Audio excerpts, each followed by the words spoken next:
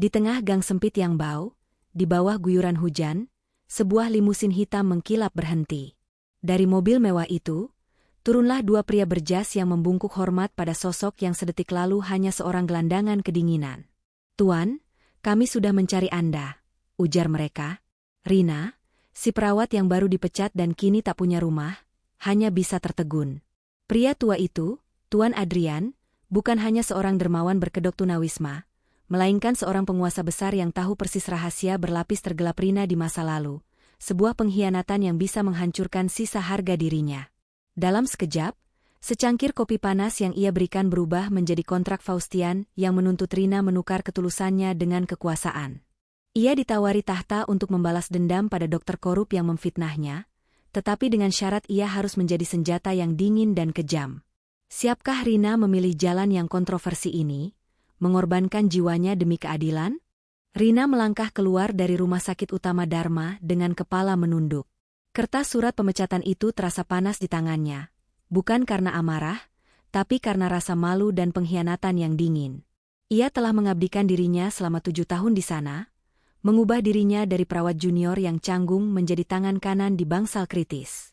Selama itu pula, ia berpegang teguh pada nilai yang ditanamkan ibunya. Integritas adalah satu-satunya harga diri yang tidak bisa dicuri orang miskin. Namun, integritas tidak ada artinya ketika dihadapkan pada kekuasaan. Rina baru saja dijadikan kambing hitam dalam kasus kematian Tuan Hendrawan, seorang pasien tua yang kondisinya sudah kritis sejak awal. Keluarga Hendrawan menuntut pertanggungjawaban, dan alih-alih mempertaruhkan nama baiknya, Dr. Prasetyo Adinegara, dokter senior yang seharusnya bertanggung jawab penuh, memilih diam. Rina tahu persis siapa Pras, seorang pria dengan ambisi sebesar perutnya dan memiliki rahasia berlapis kekalahan yang harus ia tutupi dengan kesuksesan semu. Di mata sistem, Rina, seorang perawat yatim piatu yang menyewa kamar sempit, jauh lebih mudah dikorbankan daripada reputasi rumah sakit atau karir cemerlang Pras. "Kasihan, padahal dia perawat yang paling teliti," bisik samar terdengar dari koridor. "Mau bagaimana lagi kalau tidak punya orang di atas?" Bisikan-bisikan itu menyengat, tetapi Rina tidak bereaksi. Sejak dulu, ia selalu percaya bahwa kebenaran pada akhirnya akan menang. Tetapi, hari ini, keyakinannya itu runtuh bagai gedung tua. Ini bukan kali pertama ia melihat sistem menghancurkan yang lemah. Bertahun-tahun yang lalu, Rina telah belajar pelajaran paling menyakitkan saat ibunya meninggal karena penyakit yang bisa disembuhkan. Hanya saja, obat yang dibutuhkan terlalu mahal. Pengalaman itu bukan hanya memotivasi Rina untuk menjadi perawat, tetapi juga menorehkan rahasia berlapis di hatinya. Saat itu, untuk sesaat, Rina muda pernah mencuri resep dan obat mahal, hanya untuk menyadari bahwa itu sudah terlambat. Ia berhasil menutupi jejaknya, tetapi rasa bersalah itu menjadi jangkar yang mencekiknya. Kini, nasibnya seolah mengulang sejarah. Saat ia berjalan gontai menyusuri trotoar, ponselnya bergetar.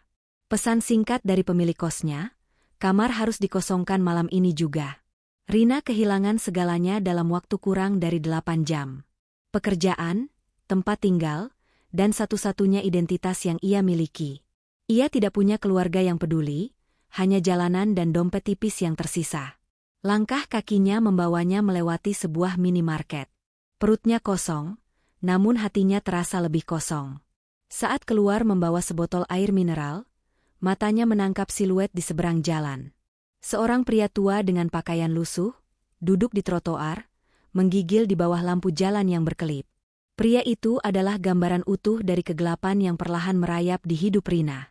Ia sendiri nyaris menjadi tunawisma, tetapi ada sesuatu yang menahan kakinya untuk berlalu.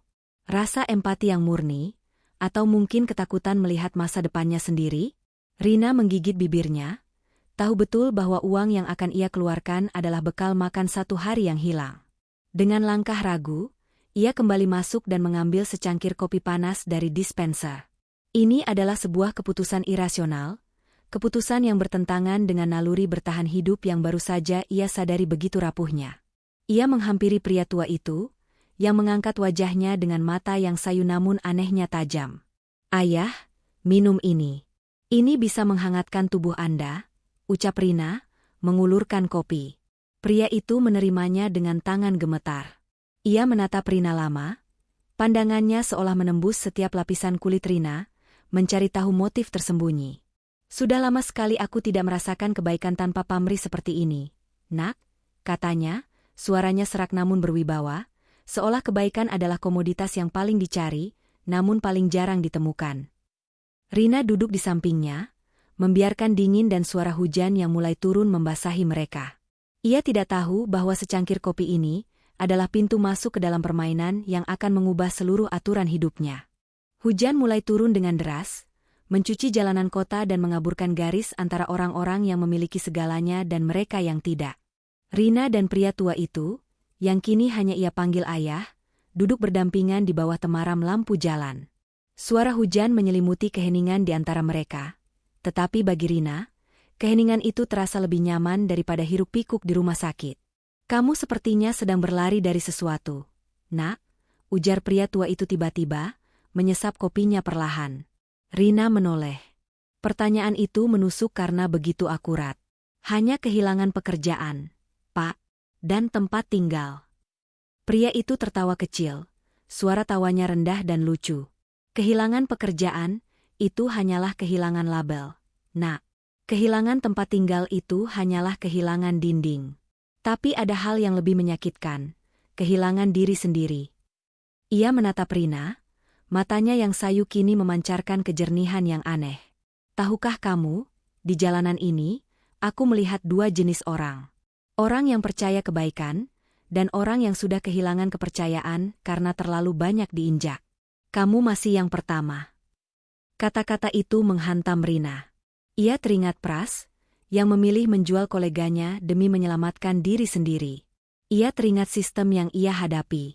Bahkan dirinya sendiri, yang di masa lalu pernah tergoda mencuri obat mahal hanya demi secercah harapan. Apakah ia benar-benar orang baik? Atau hanya orang yang belum diuji hingga batasnya? Rina menunduk. Kadang, hidup bisa mengambil semuanya dalam sekejap. Kita pikir kita punya segalanya, tapi sebenarnya, kita tak punya apa-apa selain diri kita sendiri. Katanya, mengulang kata-kata yang pernah ia dengar dalam sebuah film lama, tetapi kini terasa sangat nyata. Pria tua itu mengangguk setuju. Dan saat itulah, kamu harus memutuskan. Apakah kamu akan tetap menjadi korban yang dikasihani, atau kamu akan mencari tahu kenapa kamu dikorbankan? Pertanyaan itu memicu sesuatu dalam benak Rina. Selama ini, ia hanya fokus pada kesedihannya. Ia tidak memikirkan motif Dr. Pras. Ia hanya pasrah.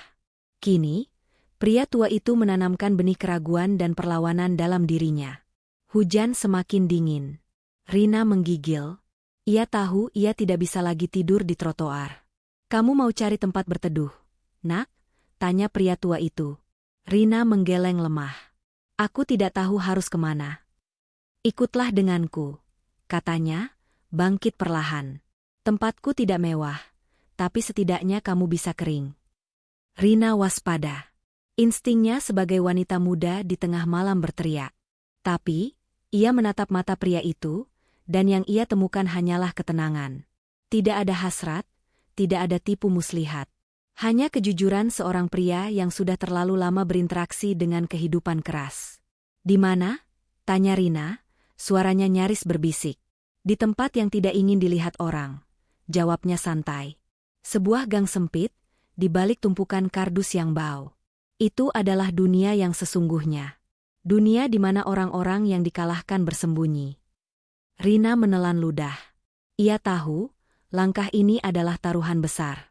Ia sedang mempertaruhkan keamanan dirinya dengan seorang gelandangan misterius. Namun, apalagi yang harus ia pertaruhkan? Ia sudah tidak punya apa-apa. Baiklah, kata Rina, berdiri dan merapatkan jaketnya yang basah. Rasa ingin tahu, bercampur dengan keinginan putus asa untuk mencari perlindungan, telah mengalahkan rasa takutnya. Ia mengikuti pria tua itu, meninggalkan trotoar yang basah menuju kegelapan gang sempit. Mereka melangkah ke dunia di mana kebenaran dan kebaikan diuji dengan harga yang mahal. Sebuah ujian yang tidak Rina sadari telah dimulai sejak ia memberikan kopi itu. Gang sempit itu gelap, berbau apek, dan penuh genangan air. Rina menahan napas saat melangkah. Di balik tumpukan kardus basah, ada sebuah sudut yang relatif bersih, ditutupi selembar selimut tipis. Ini adalah tempat tidur pria tua itu. Kamu bisa istirahat di sini, katanya, menunjuk tempat itu. Aku sudah terbiasa tidur sambil berdiri. Rina terharu, namun juga merasa canggung. Ia duduk, tubuhnya yang basah mulai menggigil tak terkendali. Tiba-tiba, suara deru mesin mobil yang keras memecah keheningan malam. Cahaya lampu depan yang tajam menyapu dinding gang. Sebuah limusin sedan mewah berwarna hitam mengkilap berhenti tepat di mulut gang. Kontrasnya begitu menyolok, kemewahan tak terbayangkan berhadapan dengan kemiskinan paling akut. Dua pria berjas hitam, berpenampilan rapi dan tegas, keluar dari mobil. Mereka melangkah cepat menuju sudut tempat Rina dan pria tua itu bersembunyi. "Tuan, kami sudah mencari Anda kemana-mana," seru salah satu pria itu dengan nada panik, membungkuk dalam-dalam. Rina tersentak. "Tuan," pria yang duduk di sampingnya, mengenakan pakaian lusuh dan berbau, dipanggil "Tuan" oleh orang-orang berjas mahal. Pria tua itu tersenyum tipis. Wajahnya yang tadi terlihat lelah kini memancarkan aura wibawa yang dingin. Ia bangkit, meluruskan punggungnya yang kaku. Punggung itu kini tampak tinggi, bukan karena berdiri, tetapi karena kekuatan yang terpancar darinya. "Aku hanya sedang berjalan-jalan. Mencari tahu bagaimana dunia berputar di tingkat dasarnya," jawabnya dengan suara tenang. Ia menoleh ke Rina, tatapannya kini jauh lebih tajam. "Kamu sudah lulus ujian ini, Nak. Aku akan mengingat kebaikanmu."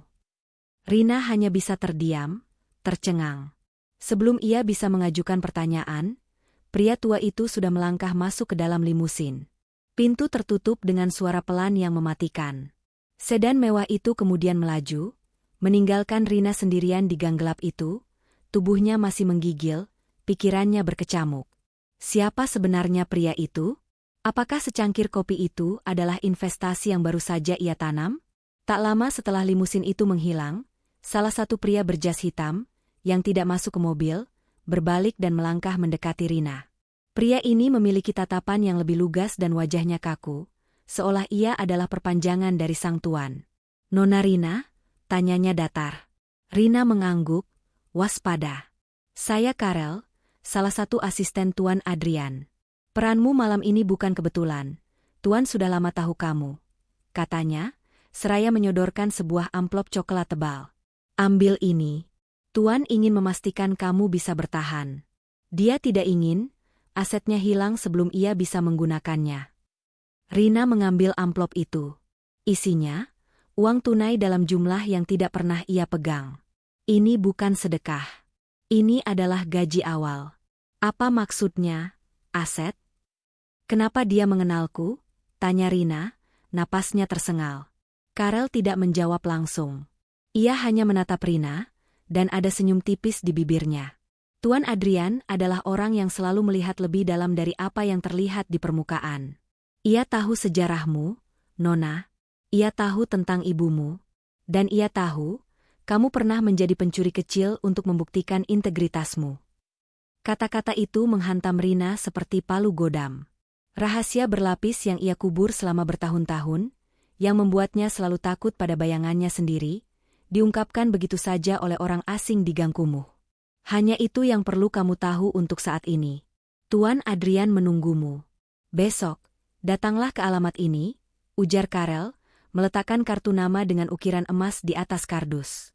Dengan kata-kata terakhir yang dingin itu, Karel berbalik dan menghilang ke dalam kegelapan. Rina ditinggalkan, memeluk amplop tebal berisi uang, di tengah gang sempit. Ia bukan lagi perawat yang baik hati yang dipecat secara tidak adil. Ia kini adalah seseorang yang terikat, sebuah bidak dalam permainan kekuasaan, dan rahasianya telah menjadi jaminan loyalitasnya. Pertaruhan kini menjadi sangat tinggi. Ia tidak hanya mempertaruhkan hidupnya, tetapi juga masa lalunya.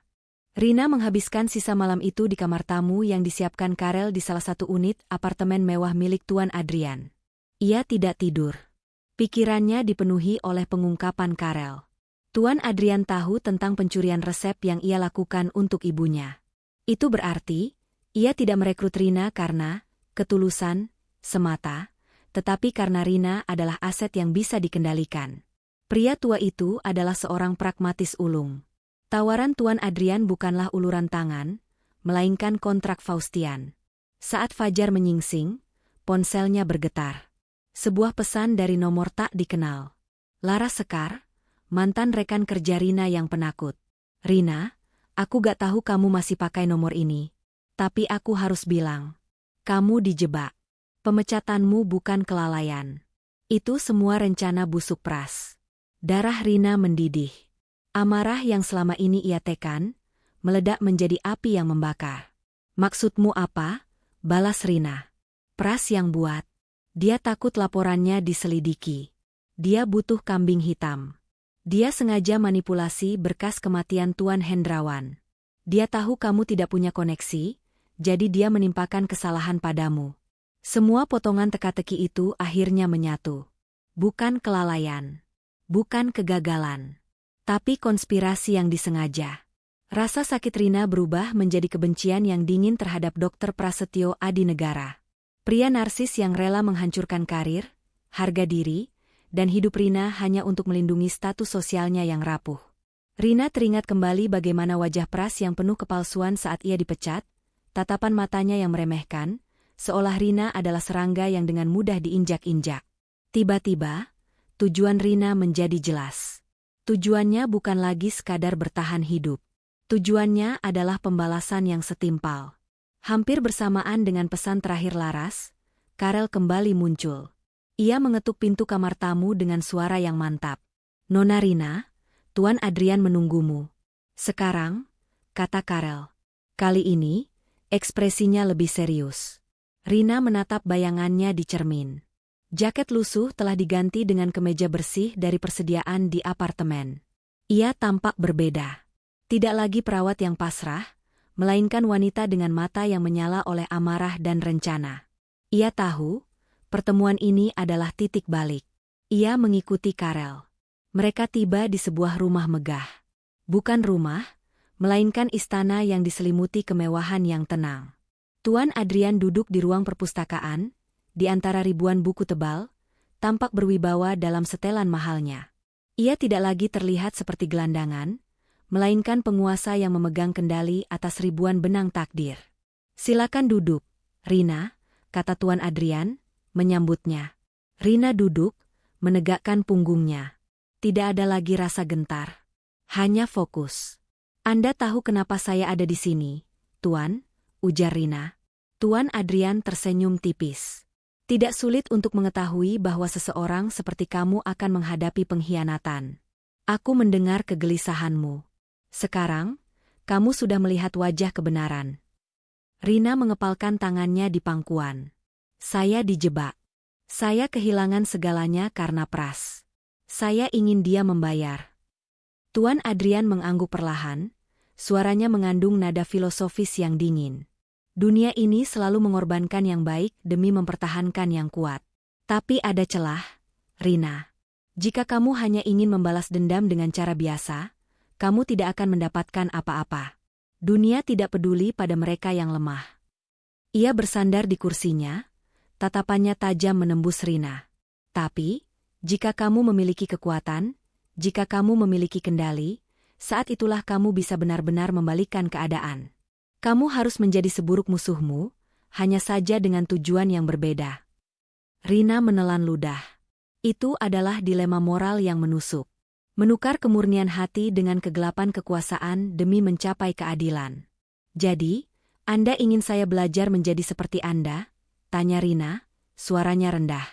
Aku ingin kamu menjadi seseorang yang lebih kuat, kata Tuan Adrian. Bukan hanya untuk membalas dendam, tetapi untuk memastikan bahwa orang-orang seperti kamu tidak akan lagi diinjak-injak oleh mereka yang berkuasa. Aku ingin kamu menerima tawaranku untuk memimpin divisi sosial. Tapi, lebih dari itu, aku ingin kamu belajar. Aku ingin kamu menjadi senjata yang tahu penderitaan.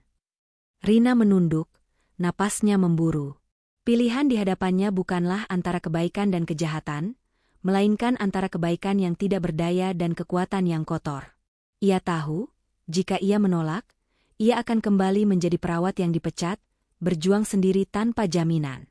Jika ia menerima, ia akan masuk ke dunia yang dingin, tetapi memiliki alat untuk menghancurkan Pras. Ia mengangkat kepalanya. Matanya dingin, tetapi penuh tekad.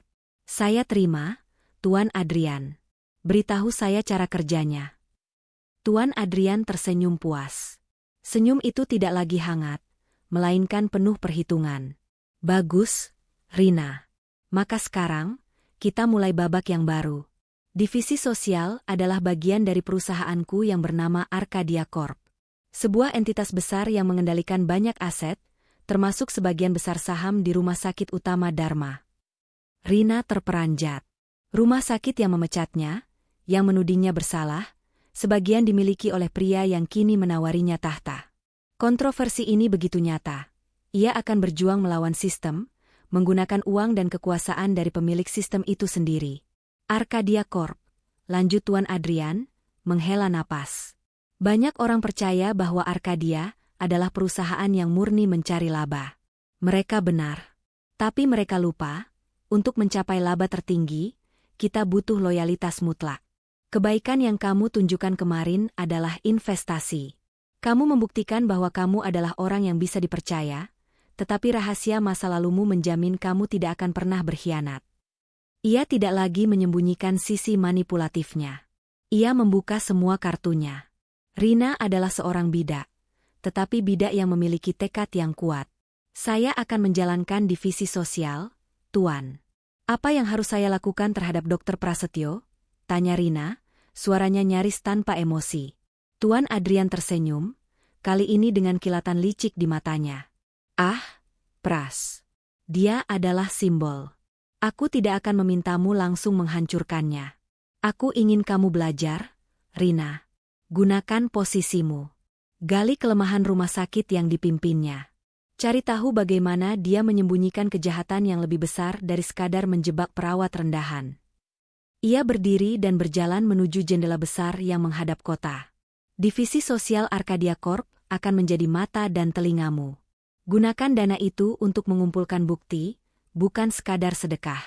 Aku akan memberimu akses ke jaringan informasi yang bahkan tidak pernah diimpikan Pras. Aku ingin kamu membuat Pras jatuh bukan dipecat, Rina. Aku ingin kamu membuatnya hancur total, sehingga tidak ada lagi yang berani mengorbankan orang kecil sepertimu, tegas Tuan Adrian. Tapi ingat, begitu kamu memegang kekuasaan, kamu akan menghadapi godaan yang sama.